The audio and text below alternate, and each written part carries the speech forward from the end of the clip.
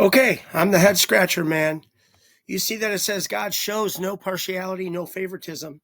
Below, scriptures that support this very fact. Head scratchers are for Calvinist, Reformed tulip followers. What reminded me of this is a different document I have, but what reminded me of this is I ran across Leighton Flowers, and he's got a video, and I'm looking at the screen right now. Is God partial in judgment?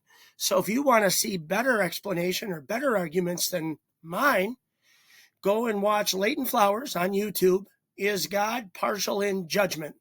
Now, with that said, as I ran across this, it reminded me that I have a whole document because I had the same question.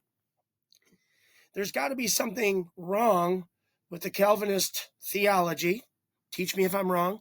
Reformed theology, in that the Bible is replete, and I mean, whoa, heavy laden with God's equality in all man. All man is consigned over to wickedness, to judgment, right?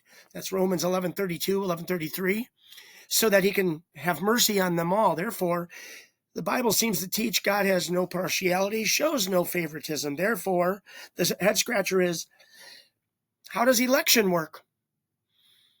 You know, it's unconditional according to the tulip people, and he just chooses. But the Bible seems, it's a mystery, according to them. The Bible never reveals how or why he goes about choosing who he does. Yet, I think it's a contradiction that the Bible completely says God shows no partiality and no favoritism. A second head scratcher on top of this thought, before I scroll down, well, I can scroll down now. Okay. There's a nice little pile of them that all say basically the same thing. The secondary head scratcher is, and we are given commands or told to do the same thing as humans. Don't go judging people before you hear the evidence, before you give them a fighting chance. I'm going to set up government, and I'm going to set up like jury systems. That's God's doing, back with Moses. Who was it? His wife's father that gave him the idea, but of course we know it was God inspired. And anyway, with that said, we're not even supposed to do it as humans to show favoritism or partiality, give everybody a fair shake. With that said, wait a minute, and God doesn't do it. Wait a minute, how does election work then? Here's just some additional verses that are already typed out for you. Highly esteemed, but whatever they are makes no difference to God. Ephesians, masters, treat them just like your master in heaven, because in him there's no favoritism. They will be repaid for the wrong that they do, not what they've been decreed to do. James 2:1, glorious is our God, and he shows no favoritism.